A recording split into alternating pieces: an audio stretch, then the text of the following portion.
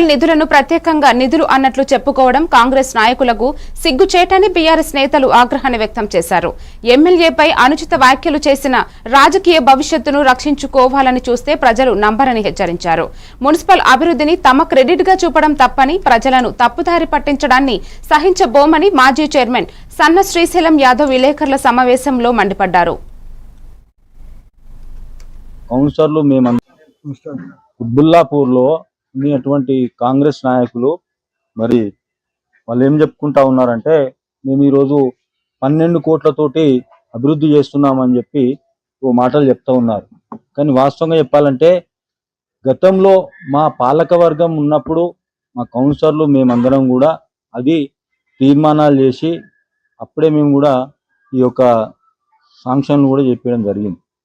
వాస్తవంగా చెప్పాలంటే ఏదైతే మా పదవి కాలం ముగిసే వరకు దాదాపు మున్సిపాలిటీలో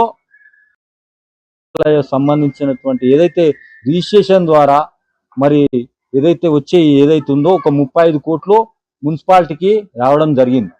నా పదవి అయిపోతుంది ఒక నెల రోజులు అనగా ఒక 35 కోట్లు మున్సిపాలిటీకి నిధులు రావడం జరిగింది. ఆ ద్వారా ఈరోజు మేము ఏదైతే తీర్మానం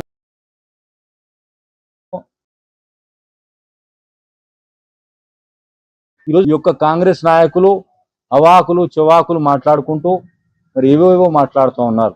ఈరోజు నేను చెప్తా ఉన్నాను సోదరులారా, ఏదైతే మల్టీప్లెక్స్ అక్కడి నుంచి అక్కడి వరకు స్వయంగా నేను ఆ కౌన్సిలరు మేము కొబ్బరికాయ కొట్టి అక్కడ శంకుస్థాపన చేసిన దాన్ని అది వాళ్ళకే వదిలేస్తున్నాం. ఈరోజు మా ఎమ్మెల్యే గారు హైట్రిక్ ఎమ్మెల్యేగా ఈరోజు రాష్ట్రంలోనే మరి ఒక మంచి పెద్ద మెజారిటీ ఈరోజు మా యొక్క పరిపాలన ఏ విధంగా జరిగిందనేది ప్రజలందరికీ కూడా తెలుసు సోదరులారా. వాళ్లకు ఇంకా సిగ్గు శరం ఉంటే మరి ఈ మాటలు మాట్లాడరు. ఎందుకు చెప్తా ఉన్నానంటే ఈరోజు 3 సార్లు ఓడగొట్టడం జరిగింది, అయినా మీకు ఇంకా బుద్ధి రాకుండా మాట్లాడుతూ ఉన్నారంటే ఈరోజు మరి కాంగ్రెస్ నాయకులు ఒక్కటే చెప్తా ఉన్నాను సోదరులారా, మరి మీరు ఏవైతే 6 గ్యారెంటీలు అని చెప్పారు 200 యూనిట్ వరకు ఎక్కడ పోతుందో మాకు చూపించండి. అదేవిధంగా